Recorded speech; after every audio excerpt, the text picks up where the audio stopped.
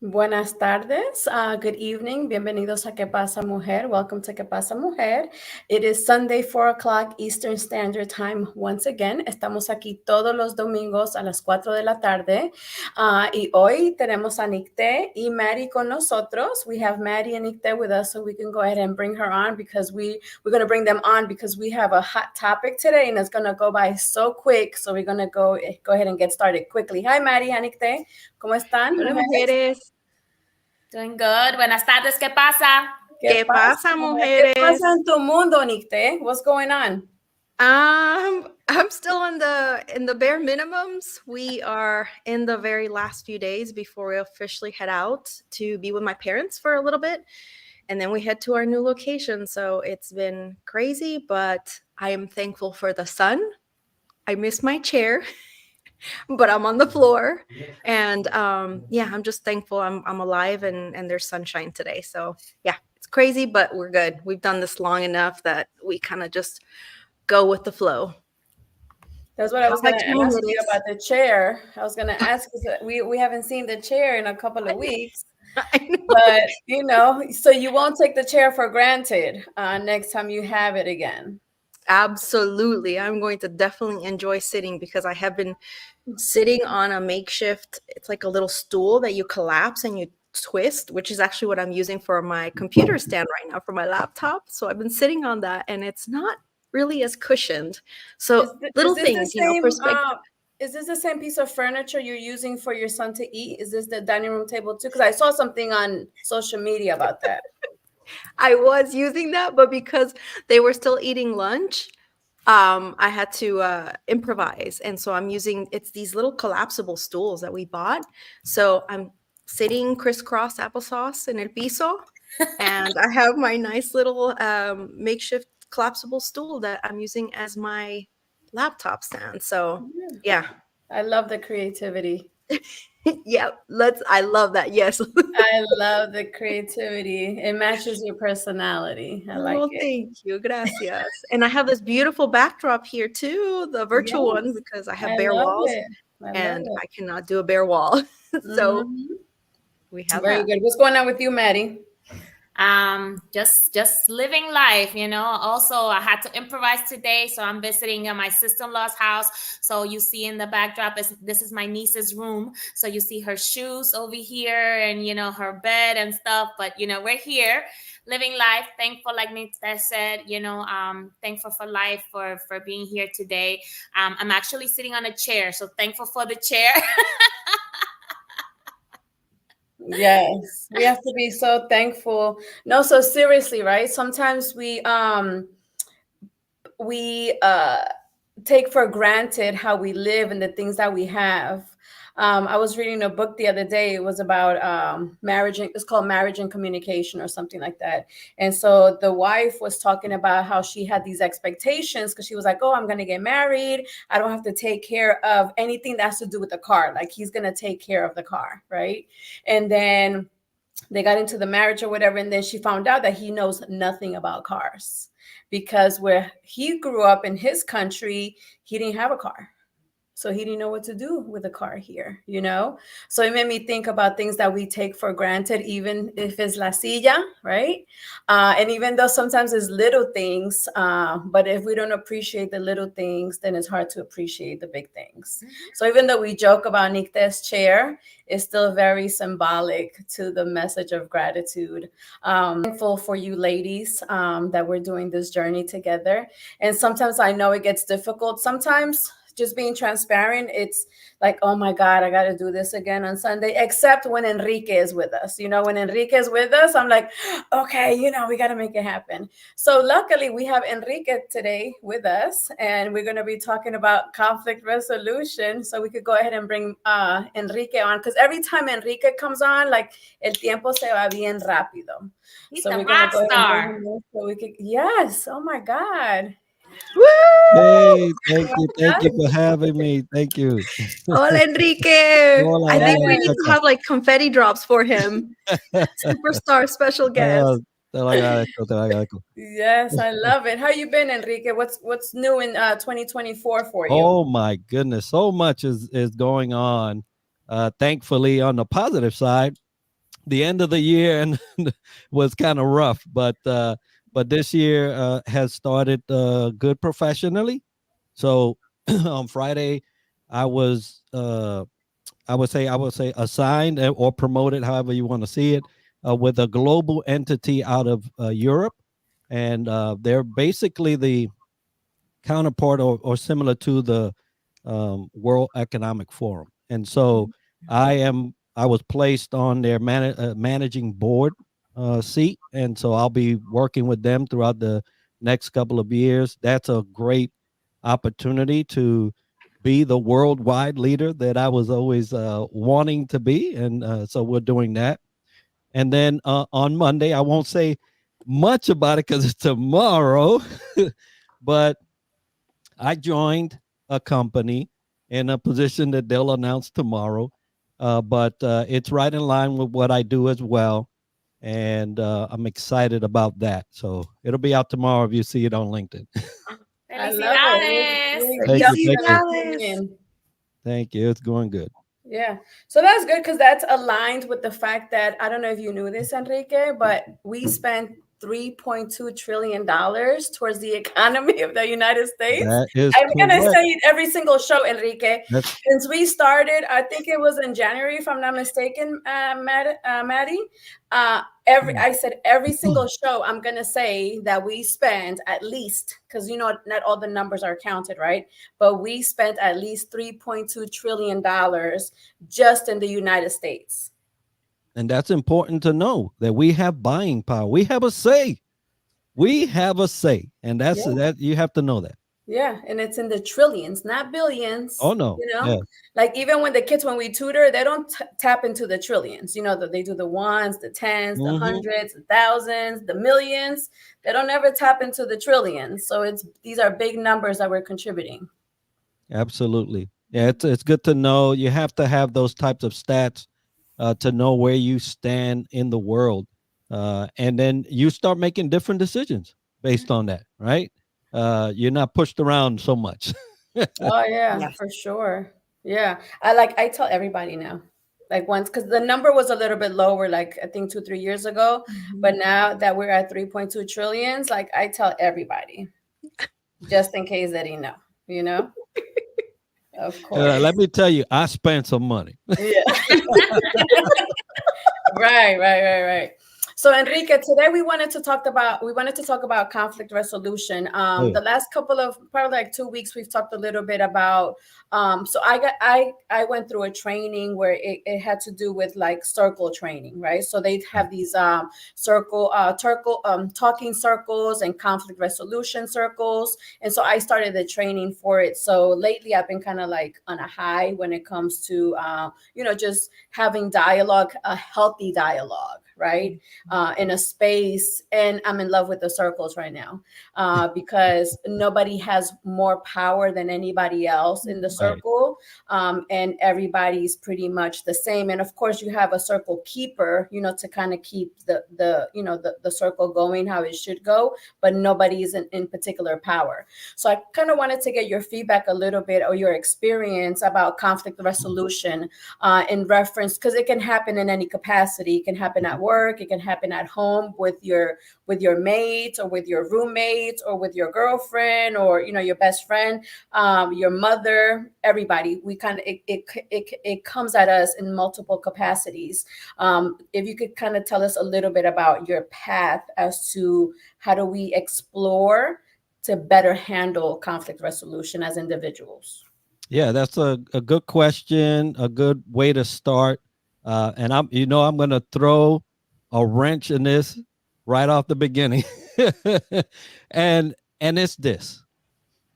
Everybody is trying to learn how to deal with external conflict, but has no idea how to deal with internal conflict. None. Mira, se me pararon los pelos. Oh my goodness. It is amazing as to how we want to be that defensive player, but don't understand that offense is usually where a lot of the ground is gained.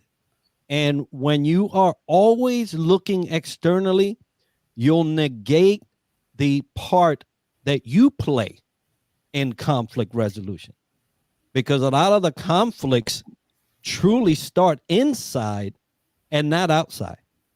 Like somebody can come at me yelling. Now, I'm from the Bronx, so I don't know. You got a 50-50 chance. But somebody will come at me yelling, and in my experience of growing to know some of the things that I'm going to be talking about here,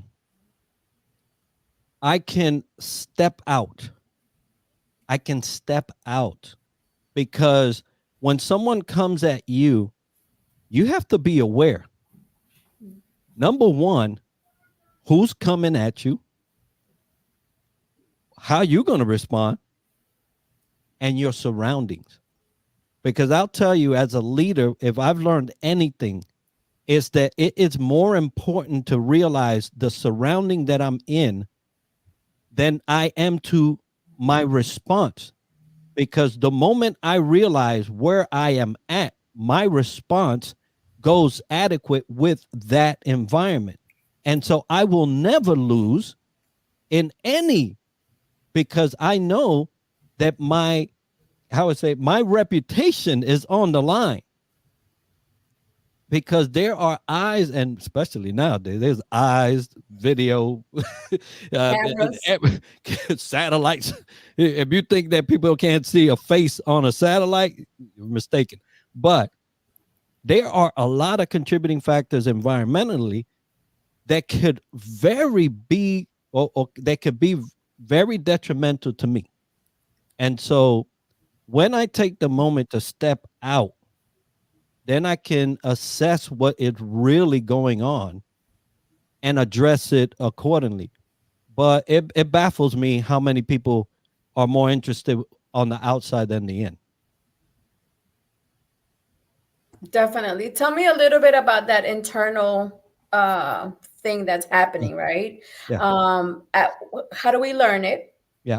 And if we have learned something to respond to it in a negative way that's not so productive, how can we turn it around so it can work better? Yeah. So the first things you have to ask yourself is, how good are you, or what kind of relationship you have with awareness? A lot of people have a very, I would say, not healthy relationship with awareness, meaning you can tell them till they're blue in the face. It ain't going to come across, right? And so if you already have that disposition as to awareness, then you're never going to get to a point where you can resolve any conflict, because it will never be you. Mm-hmm. It'll never be you. And so along those lines, what's your relationship with vulnerability? Because sometimes these conflicts that come, you have to make yourself vulnerable, right? Let's say somebody did something to me. Yeah, I know I did that last week. I'm going to be vulnerable enough to say, man, I can't hate, bro, because last week I did the same thing. So now that I recognize that, and I'm telling you, I'm in the same boat, going to your circles, right? Now that we're even, what are we going to do about this? And it's a whole different conversation. But it's becoming it's being honest with your relationship with certain things that facilitate good conflict resolution. So what's your, let's say, relationship with fear? Ooh. Because if you buckle every time something pops up, you're not going to resolve a thing. What you're going to do is, let me put this under this rug, because there's still space under that. Because believe me, if you're a fearful person, you're going to put things under the rug, because, hey, I don't want to deal with this today and tomorrow too. You know, so these relationship questions are the ones that actually get us into a place and a mindset of what I have to do internally. How am I dealing with, let's say, compassion? How am I dealing with a forgiveness? How am I dealing with self-expression? How am I dealing with courage? How am I dealing with proactivity, assertiveness?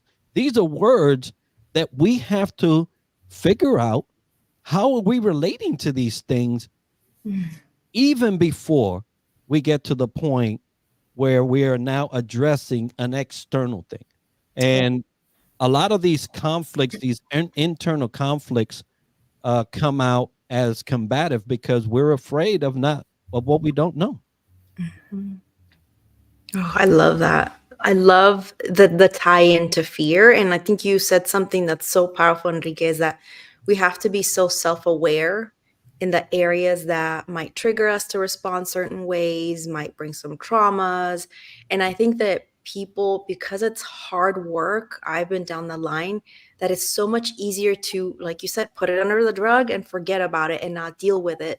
But not dealing with it only makes it worse because you're not addressing the issue where, oh, this is happening. I can realize this is a trigger for me. Let me, one of the things that I was telling Viviana last week is that I love that she can just pause and not react. So she'll stay quiet first, listen, and then she can respond. And I think there's power in that pause because it allows us to think over, hey, am I being reactive because of something that's personal? I love how you put it in the defense offense kind of way because it does think strategically too. But it's doing that deep work that I think is so powerful. And one of the things that I kind of wanted to ask you about, I've been listening to this book called The Source, and it's by a neuropsychologist, a doctor neuropsychologist. I cannot remember her name. I'll let you guys know in a second. But she was saying something about creating a people tree. So you create a diagram of a tree of the people around you, and then you have different branches. The branches that are kind of closest to, or the ones that are in the roots, are your people that make you feel energized, that encourage you, that don't judge you, that will help guide you when you ask for it. But it's those people that are good for you versus others that you only just want to take in limited minutes because of, XYZ. So how could we use that with people that we might have to be interacting frequently? It could be family. And I think with everybody, no matter what family they have, there's always those tough interactions. So how can you take those and think in conflict wise, or avoiding conflict, knowing that certain people react certain ways, and you being, higher empathy and higher strategic mode in managing those situations? Yeah, well, let's take that tree example, right? All trees start with a seed, and that's you. You're the seed. The trunk, branches, and twigs and all that does not appear until the roots are in, right? So who's your root? Who do you have as your root base? Because that's going to dictate what grows on that tree and the nutrients you get and all of those things. So establish a good root system, and then those little occurrences that come will just be that, and they won't be so much attached to the tree. What's the first things to fall off the tree? The leaves. The leaves. Yeah. They serve their purpose, though. And this is what I need folks to understand. Although you may designate some people to the structure of your tree to include leaves, and you may put some of those names that you don't smile at on the leaves, right? Because they fall off first. But it's important to realize that life comes through the leaves. They don't come through the trunk. They come through the leaves. So they're like life lessons. Is that what you're saying? Like, what I'm saying is they still have a purpose. Yep. And when you think about even those names that you might not smile off and throw on the leaf, they still have a purpose. And so That's why I'm saying the conflict is not them. The conflict is you. So I can't be like, okay, whatever, and keep it moving. No, I because have to guess deal what? with the leaf. Guess what? This world goes round, and so do you. And sooner or later, you're gonna come up on that person Yeah. again. So, And that could be somebody else's leaf too, right? exactly, Yeah. exactly. So while we're trying to trim and prune, and hey, you know, I love the garden, right? So I'm out there, clip, clip, clip. If it don't look healthy, it's gone. But but before I'm clipping, I'm like, well, you know, you served your time. Thanks, thank you. But it's time to go. Clip, right? So, but so what I'm getting at is that in life, everyone we come in contact with has been designed to do that. There is a time and a place for all things. And sometimes some relationships have an expiration date, just like we do in the world, right?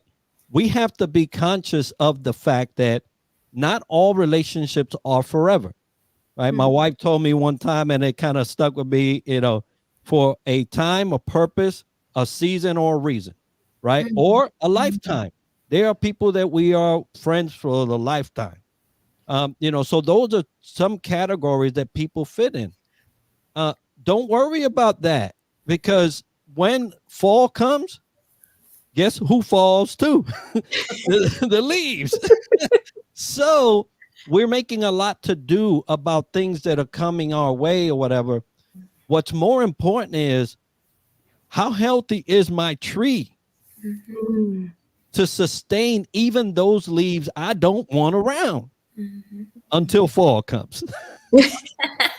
Yeah. I love that analogy. Yeah, I was gonna say, again, every time I get a chance, just like Viviana is mentioning our trillion spending, I will always mention, thankful for this. That I will always be thankful for this platform.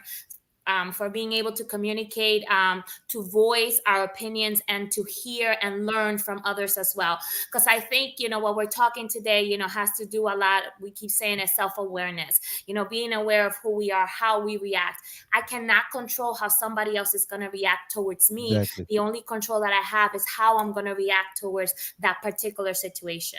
I'm a very emotional person. I wear my heart in my sleeve, and I do not have a poker face. So if you hurt me, I'm the you will same. know I'm the right same. away. If you made me happy, you know right away. If Right. I don't agree with you, you know right away.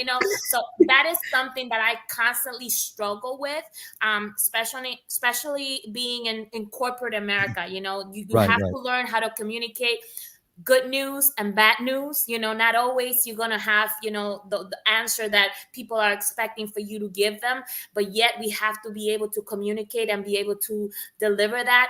And part of that is kind of taking your emotions out of it. So I think learning to communicate is a big part. And you were talking about how that makes me feel, and I think sometimes we, at least for me, again, I'm talking about me personally, I approach everything with how it makes me feel. And like, I kind of tend to look at everything on how it makes me feel. And it's not about me, because we just said we're communicating with somebody else. So my question for you is, how can we how can like, what are some things that we can do to kind of learn to communicate better? Yes. And again, I think a lot of it also has to do with maturity, because we keep saying a lot of things, like, you learn that the leaves fall and this and that, all of that happens with time. Again, I mentioned this platform because we're able to communicate, and hopefully somebody that's younger than us can see what we're talking about and hopefully get to that conclusion a lot sooner than what we did. But at the same time, what can we do to learn to communicate better and to kind of learn how to take ourselves out of the equation all of the time? I don't know, like, what kind of pointers do you have for us? Yeah. Well, one thing I'm going to throw is at you as a challenge, right off the bat. Okay, Um, I'm taking notes. if Maddie, you come to me and you've just modified yourself for the sake of the message, I don't get the full message. I'll never get the full message. I'll get a message. So I encourage people to come as you are and deliver the message. Because believe you me, if you come to me and you crying already, you don't have to tell me it's bad news. You don't. I just now need to brace for shock, right? And a lot of, so this is what happens in corporate. Corporate will transform you into a robot, period. If you don't know that or haven't experienced that, stand by because it's coming. What we fail in corporate America to do is allow people to come completely as they are. And they know good and well they're not doing it themselves. So what I tell people is, yes, there are ways to deliver a message, and we'll talk about that here. But there is a way to really take the power out of the message by making somebody mask themselves into something that they are not. And we lose a lot of the power in the message. Have you heard anybody give an acceptance speech? And not bat an eye. I want to thank everybody for this, that, and the other. Thank you very much. Have a good night. Let that person start crying. You forget about it. I'm going to remember that speech because why? Their full self came. Vulnerability. We talked about vulnerability. What's your relationship with that? A lot of people are trying to rip that off of humanity. And no wonder in corporate America we can't get along. There's no humans. No one has empathy. No one has not one ounce of sympathy. Forget empathy. And so, and it's happened because we've asked people to be something they're not. And so, yes, there is a way to deliver a message, right? And let's talk about effective communication. So, clear and empathetic communication is essential if you're going to resolve any conflict. But how can you have empathetic communication if you can't feel? If you can't feel. So a lot of things that we teach, because these are things that we teach, right? Listening, paraphrasing, to make sure that you understand, right? Using I statement to, to express how you feel without blame. And all of these things require emotion. Emotional intelligence is one of the most challenged things in a corporate setting. What in the Navy, you know what they call it? Feel good. Don't come with that feel good stuff. Feel good? Joker, I'm a human. What are you talking about? Feel good. I've literally had CEOs that I was working with say, I can't tell them that. I'm like, you do know that this is a time limited and sensitive information, meaning if they don't take action right now, when you go to deliver this, it's too late for them. They will not recover from this that you're going to tell them. What do you mean you can't tell them now? They need the time. And they've chosen to delay the message. And it was too late for them. So there's no empathy. And so how are you supposed to resolve that? Because you know what? People are going to get mad. They're like, what? I don't have a job. Well, when did you know this? And that's why I say in communication is so important. Timely, effective, and appropriate communication is what we need to employ. The first is timely, right? When I have an issue with a CEO, let's say, I tell him the moment I thought about it, because it's already a problem. The moment I thought that it was a problem, it's already a problem. Right. So I say, hey, we need to talk, because this just ran through my head, but I can tell you right now it's going to be an issue. So let's talk about it. Boom, boom, boom, boom, boom. Enrique, do you think a part of that, some of us may not do that because we don't have sufficient self-worth, right? And so there's that fear of like, how can I tell my peer or my boss that there's a problem, or we just don't know how to articulate that because of fear, right? Because of the self-worth, because you might lose And your job. yeah, so, earlier I had talked about assertiveness, uh, um, fear, courage, right? Confidence. All of these things are internal things to us that we deal with on a day-to-day basis, right? Some people cannot take that type of person, right? Nobody there's I know how to express myself, right? So I got this thing down, but under normal circumstances, people will feel very intimidated around me. It doesn't matter if I'm at the bottom, because even if I'm on the bottom, I'm going to talk the same way. And so, in becoming aware and alive in these different areas of our life, we do have to learn how to employ that, because it is a power. But Right? Enrique, too, is because you've done your homework, right? Like Maddie's always talking about educating yourself and educate. And so some of us have not done the homework that you have done, right? And I guess at some point, like people always do at the beginning of the year, the resolutions, and they go to the gym, or they try to go and fix whatever they have. But I think sometimes people don't have enough time throughout their day, because we're busybodies, to like do self-reflection and to say, Yeah. okay, so what areas in my life do I need to improve on?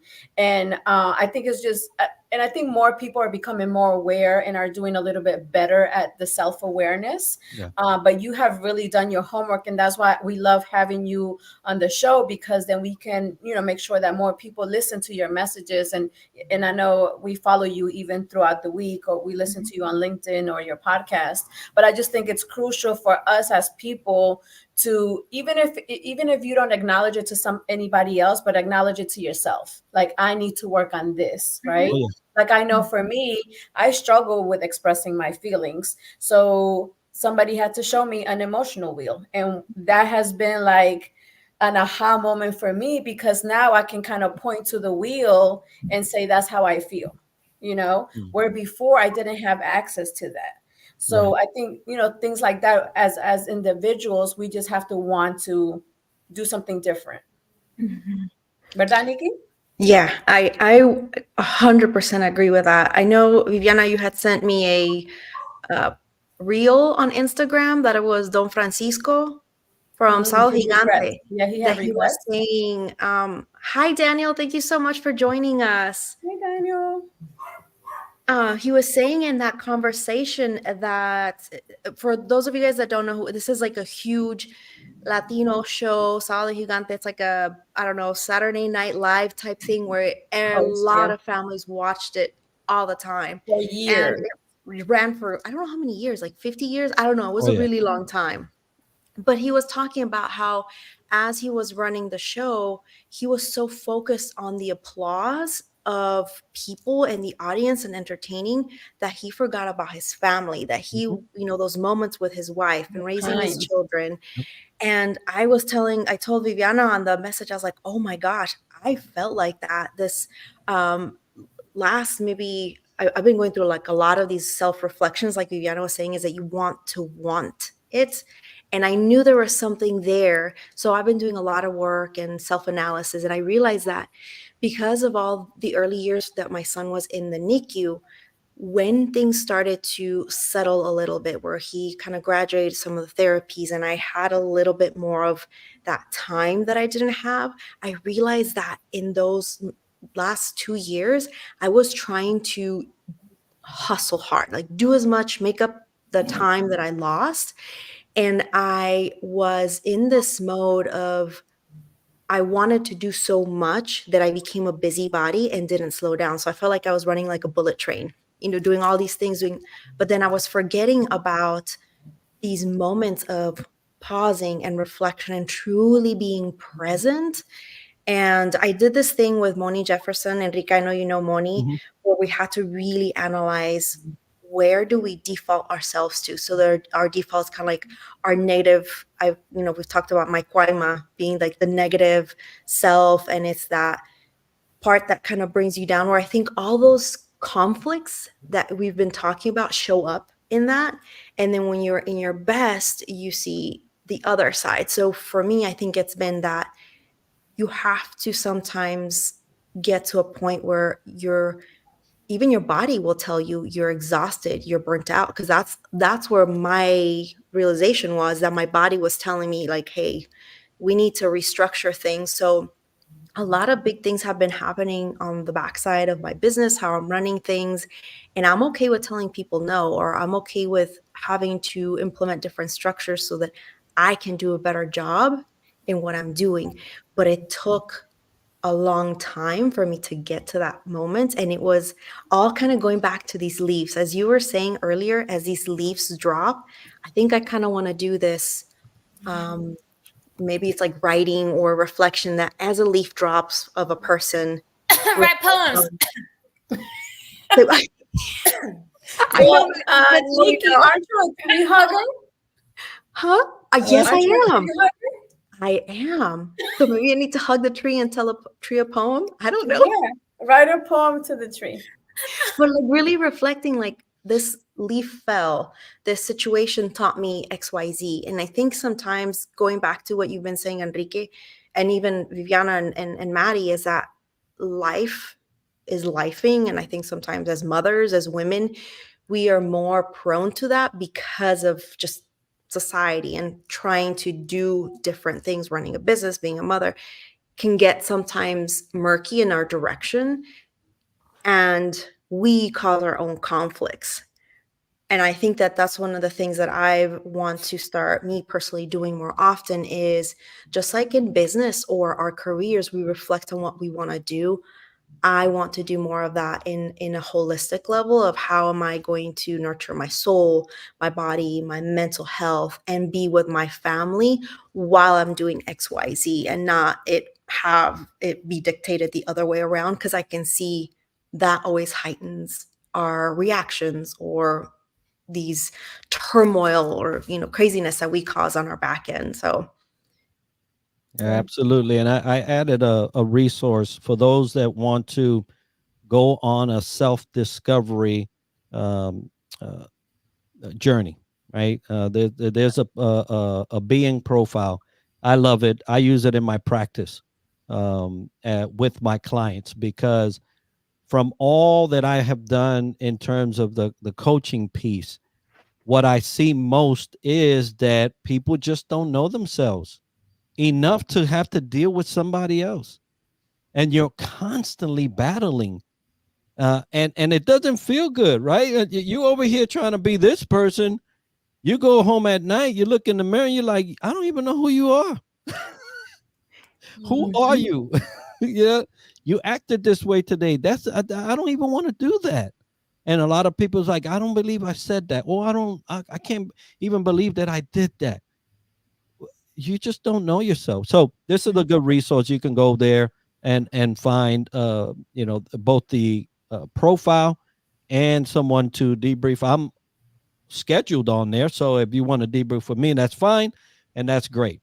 But going back to, because we do want to get some practical stuff for people, right? Yes. So all right. So self-awareness is just understanding your emotions, the triggers, the biases, and being self-aware enough to allow you to recognize that you're becoming emotionally involved in this conflict, right?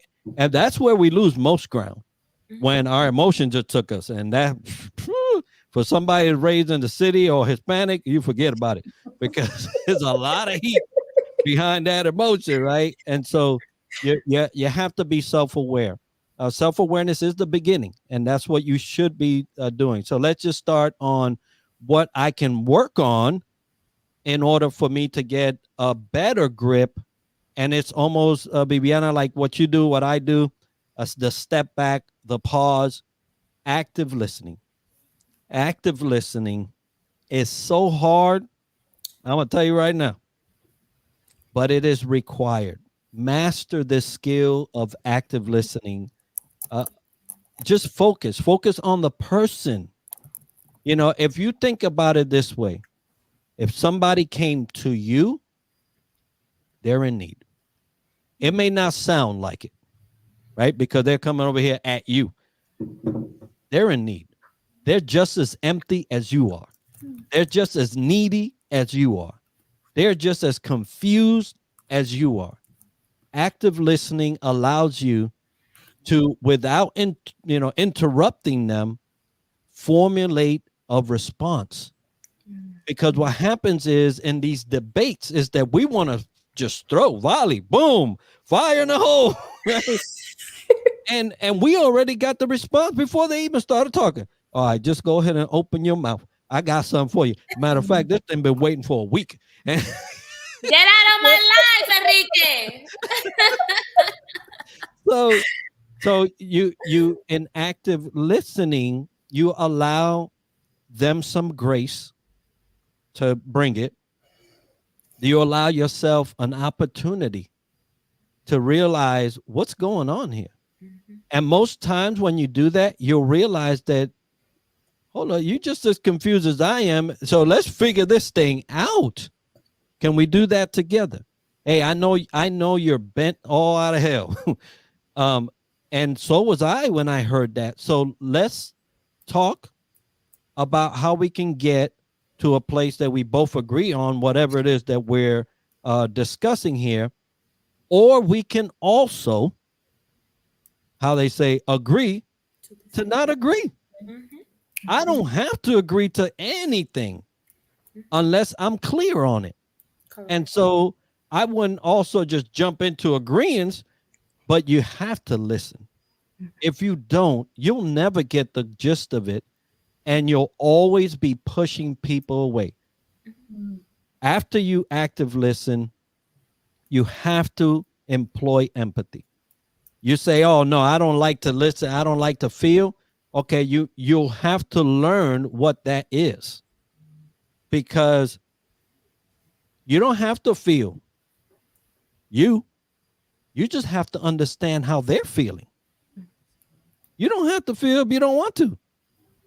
But you better be active listening, and you better be looking out for cues as to how they're feeling.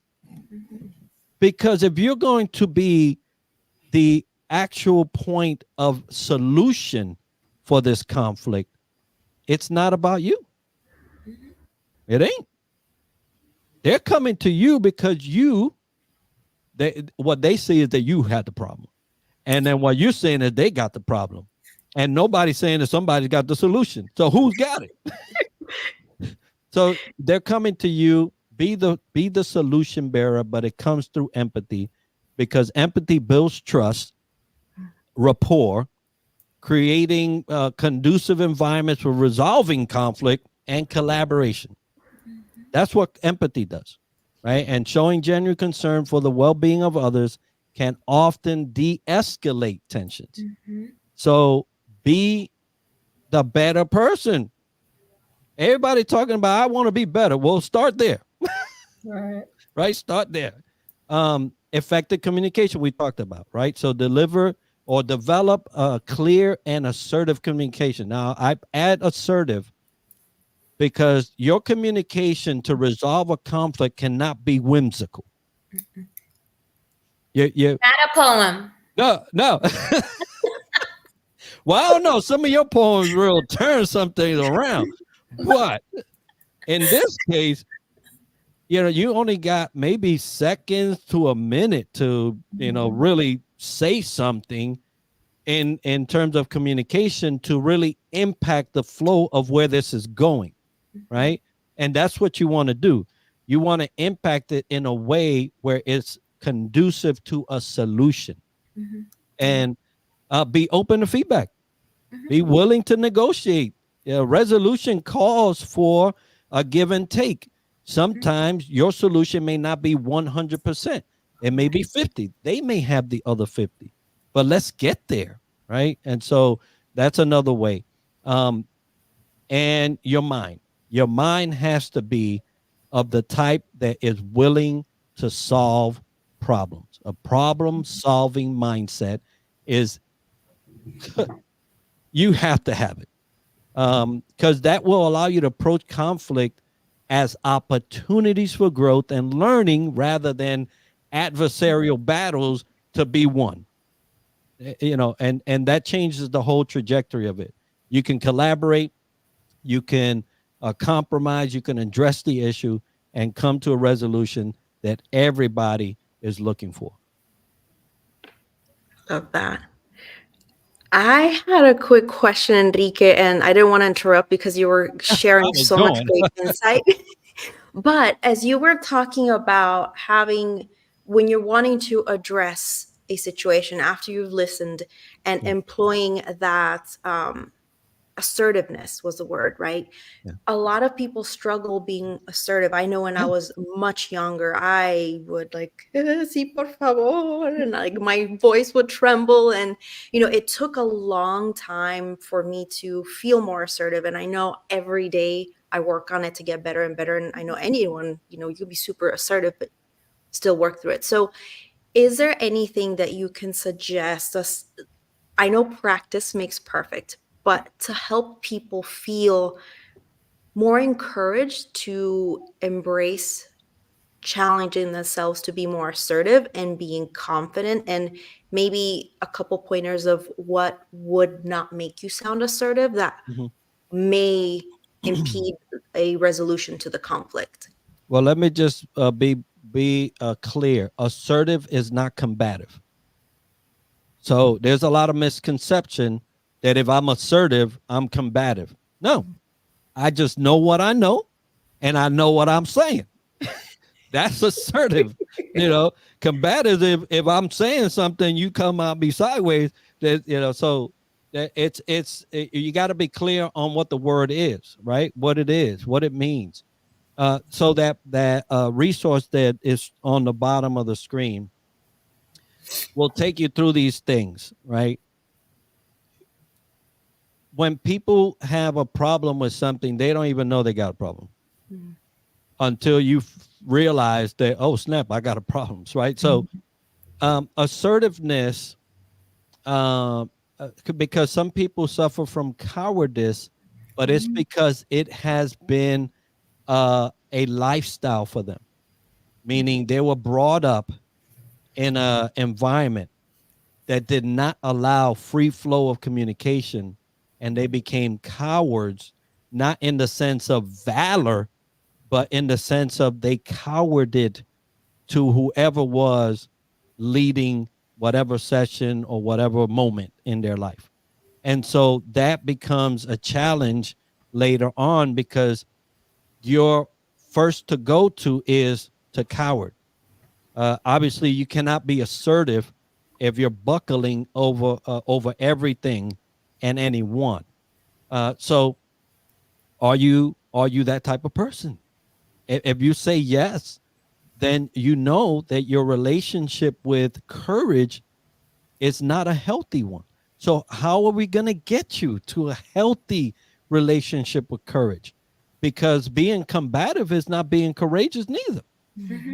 Right? So how are you going to get there, and how do you become assertive? So assertiveness, and you mentioned, Viviana, oh, you do your homework, you work these things out, you educate yourself. Educate yourself.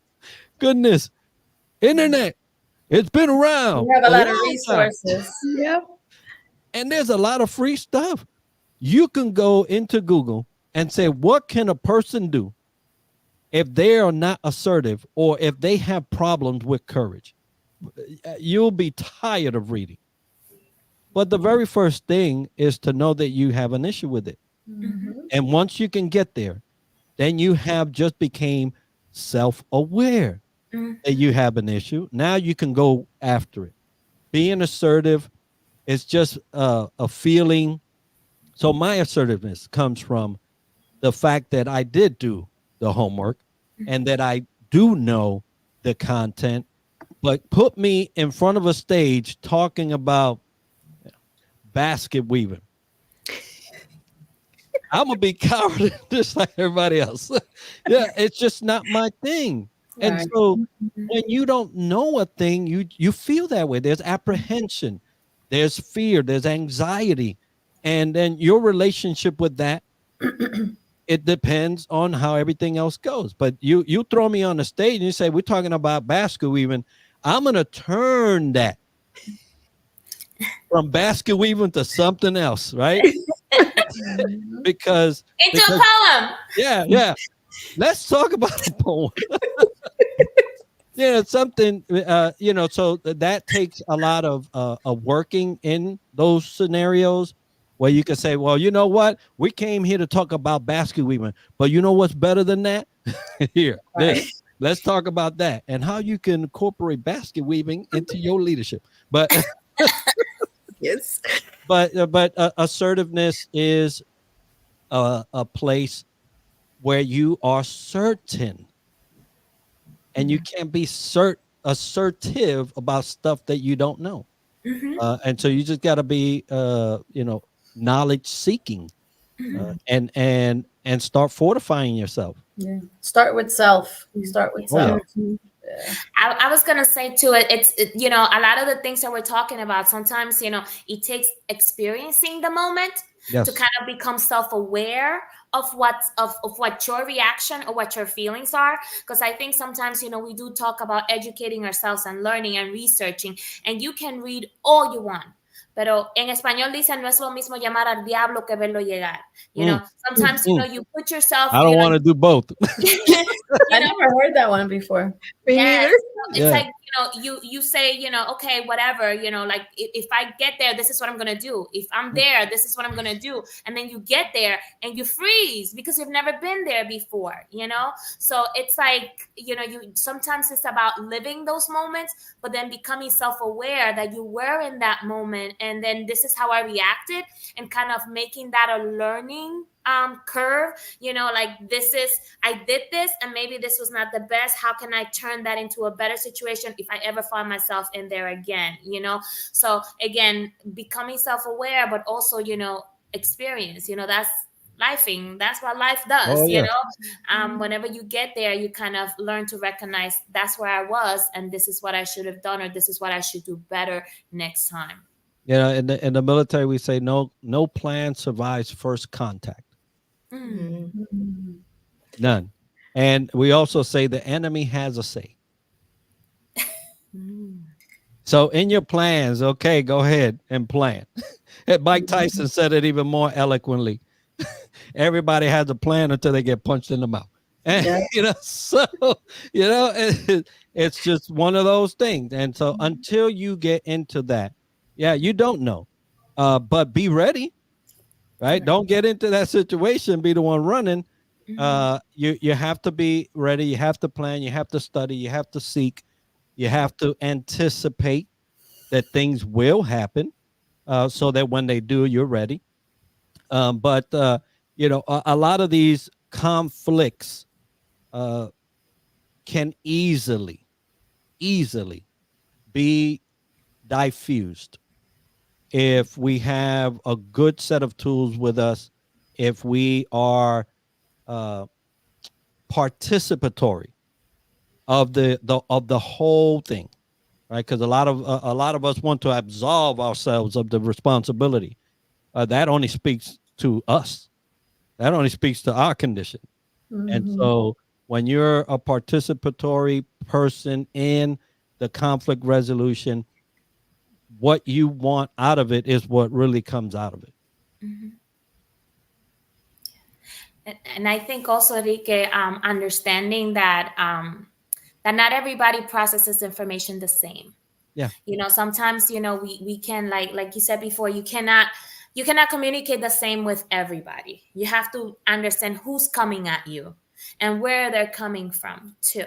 Because sometimes, you could have felt what that person felt, but you are in a different place than what that person finds themselves at the moment. So I think that is also huge and is important. Understanding, that not everybody processes information the same, that just because I told Nicte this in a certain way, I'm going to tell Viviana the same way. Might tell her the same message, but with different words, So I think that is important as well. Oh yeah, communication skills. The one kind of we talk about how to deliver. It takes knowing the audience, right? So when I go speak, I don't speak the same, although I would love to different groups. The first thing I do is some background information. Everybody else is digging into somebody else's life. I'm gonna dig into my audience and find out why they're even there. Right. What are they looking for? Right. And then I tailor the same information to deliver for them. The same with your people. All your people don't think the same. And you have to know who you're talking to, right? What's the biggest thing? Do you know who you're talking to? Because obviously you did not. Right? Yeah, that's important. Right. And so who are you talking to? Who's talking to you?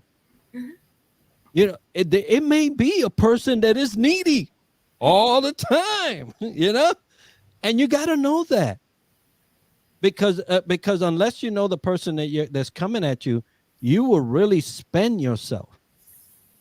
And then that's why at the end of the day, look, there was one guy I said, I'm going to spend this day with you. I'm going to see what you work on and how you deal with this and your organization, boom, boom, boom, boom. At the end of that day, I think not even at the end, by lunchtime, I was spent. I mean, literally, emotionally, physically, and mentally, I was spent. I did not calculate the amount of sapping that this person was doing. And I got in there. I was trying to help. Well, I learned my lesson.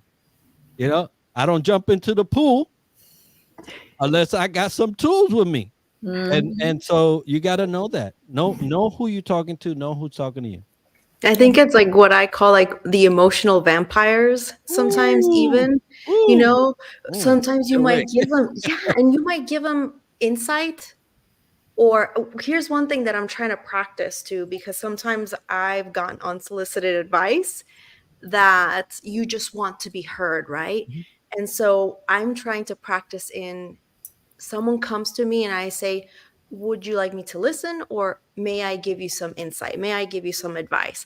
And sometimes what I've learned is that you may give people advice and they won't practice it. They just want to be in that murkiness of that vampire life, and that afterwards, like I kind of put that in our chat, I've had to limit my interactions with people like that. Just like you said, Enrique, where you just feel so drained porque te chupan la sangre positiva, like it's all that they, kind of leave you as a husk. So I think that it's such powerful. You always bring so much knowledge, and I'm like, I need to go back and rewatch this and make notes. It's the only knowledge I've gotten. Let me tell you. Let me clear that out, right?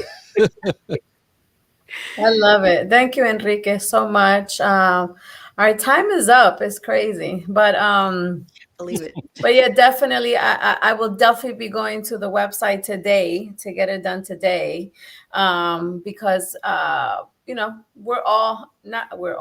am in a path of just bettering myself, and I think sometimes I love the fact that you came on the show today and this website falls on my lap because I'm in that path, right?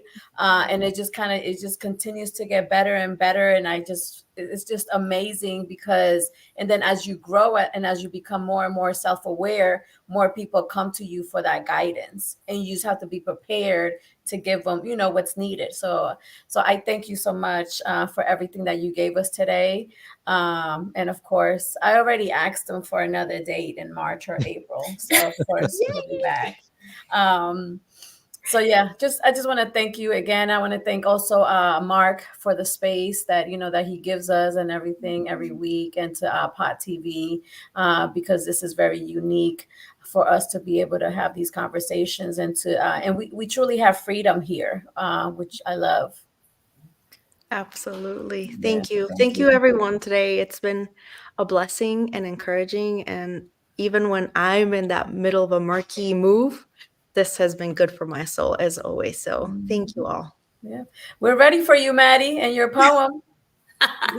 Yeah, thank Listo, you. está Thank you. I want to listo. say before we go into poem, thank you to Enrique too, because Oh, thank you. again, like you said, Viviana, sometimes we get into these conversations and sometimes we don't know how much we needed to hear those things ourselves. So I thank you for that. So today I'm going to go a little dark with my poem because we're talking about internal conflict, internal feelings, and kind of getting to a point where you understand that sometimes we go through things and we see things a certain way, and then you grow out of it and you learn to see things differently. So I wrote this poem a few years ago, and it was how I used to view cutting myself. That's kind of was a go-to for me when I was growing up, when I didn't know what to do with my feelings, and how I saw it as something good, for a lack of a better word, and you'll see it in the poem, and coming to realize that it was not good. So this is called Drip. So holding on to each breath like a sacred moment, who knew a small incision could open to offer tranquility and release? Drip. There was something almost poetic about the fluidity of the movement, like a pen, like writing an elaborate poem, but with a twist. A fascination with what came next, a bright river of thoughts that became a reality with every stroke. Drip. An intimate moment. Justification for always wanting to be alone, a ritual hidden in the depth of my soul, darkness needing a way out, ignoring the compass, you edge your own path, thinking that you are steering into the known. When taken from straight lines into little curves, you become trapped into the shapes you create. Drip. Eyes closed, carving every inch of the space, creating a sketch, a picture of sorts you will never be able to erase, shapes that make no sense but are so addicting. Using pain as a distraction from your pain, because let's face it, hitting your pinky toe can make you forget for a second how much your heart aches. A climatic moment as a vibrant color makes a visible mess, and in between breaths, oxytocin-like feelings of relaxations make you feel like you have reached the end. Mission accomplished, but not yet, because you take one more breath and you do it again and again and again and again, and what felt like a lavish idea feels more like a train wreck, an image so distorted that no one could recognize the twisted talent that it took to create it. Drifts, and I'm ashamed. It's like being in a trance and suddenly you awake to the ugly truth with no back button to undo what feels like a terrible mistake. I, Dr. Chaos, self-medicating my own distress, and what once felt beautiful in solitude becomes ugly when I have to explain how my skin was once the favorite canvas to a blade. Thank you, Maddie. Wow, Maddie. That was Thank amazing. you so much. Definitely chills. Definitely chills. I hadn't heard that one before. Yeah. Wow. So I hope you ladies and Enrique have an amazing, wonderful week. We will stay tuned for Enrique's news tomorrow. So we'll be in tune about that. And I just want to say thank you as well to our audience and people that were watching us today. Daniel, Lili, Samuel, and everybody else who didn't make comments. I know other people were watching us but didn't make comments. But I just want to say thank you. And that's it. I hope you have an amazing weekend. We'll be here next Sunday at 4 o'clock Eastern Standard Time. Thank you, Enrique, again. Nicte, Maddie, have an amazing week. Gracias. Bye, everybody. Ciao, ciao.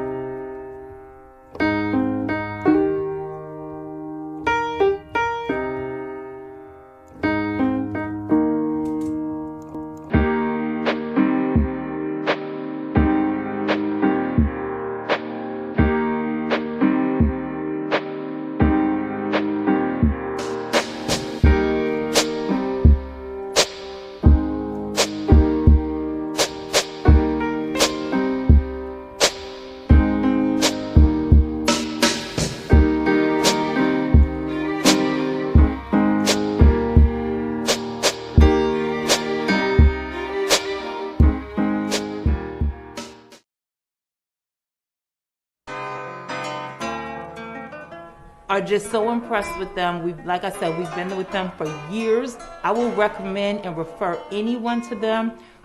We stand by A+ academics. They're the best. A+ tutorial really did help me with all my grades. They all went up when I came to this place. And I would say I recommend this school to everyone. So it's a really good environment to be in, especially for me because it makes me look up to my parents. If you have students that need academic help, A+ Academics is the place to be. A+ Academics, what a great place to go for academics. It's just a really great place to learn.